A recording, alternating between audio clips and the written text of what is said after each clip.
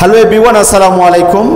যেই সকল শহীদের বিনিময়ে আমরা নতুন একটা বাংলাদেশ পেয়েছি, আমরা সেই বাংলাদেশকে রক্ষণাবেক্ষণ করার জন্য, সেই বাংলাদেশকে সৌন্দর্য বর্ধন করার জন্য এবং সেই বাংলাদেশের সৌন্দর্য ফুটিয়ে তোলার জন্য প্রত্যেকটা দেওয়ালের মধ্যে আমরা ইসলামিক এবং বিভিন্ন ধরনের ডিজাইন এবং বিভিন্ন ধরনের আর্টিস্ট করে সেই বাংলাদেশকে সংস্কার করে সেই বাংলাদেশকে সুন্দর করে সাজাতে যাচ্ছি। তো এখানে আশেপাশে আপনি অনেকগুলো আর্ট কিন্তু দেখতে পারবেন এবং কোন আর্টটা আপনার সবচেয়ে বেশি ভালো লাগছে সেটা আমাদেরকে কমেন্টে জানাবেন।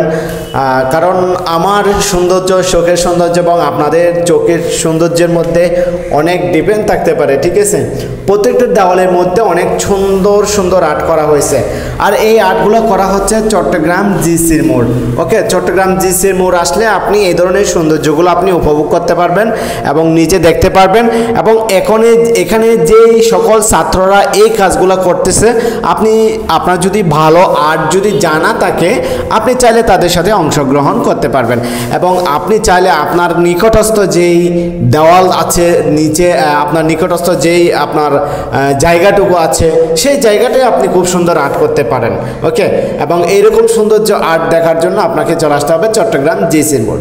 চট্টগ্রাম আগের চেয়ে অনেক সুন্দর এবং সুন্দর রূপে সজ্জিত হচ্ছে ইনশাআল্লাহ। ছাত্ররা পারে না এমন কোনো কাজ নেই। আমাদের যে সকল ছাত্রদের রক্তের বিনিময়ে আমরা নতুন একটা বাংলাদেশ পেয়েছি, এই নতুন বাংলাদেশকে সাজাতে হলে প্রত্যেকটা মানুষের সহযোগিতা দরকার। সবাই সুন্দর সহযোগিতা করবেন এবং বাংলাদেশের যে নিয়ম কানুনগুলো আছে সবগুলো মেনে চলবেন।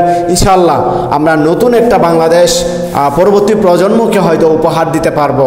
আপনি বলতে পারবেন যে 2024-এ আমরা স্বাধীন করেছিলাম বাংলাদেশ, এক স্বৈরাচারের বিরুদ্ধে আমরা যুদ্ধ করেছিলাম।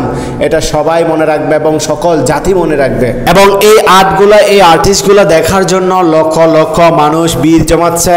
আর যারা আর্টিস্ট করতেছে তাদেরকে কেউ খাবার, কেউ পানি, যে যেটা পারে সেটা দিয়ে সহযোগিতা করতেছে।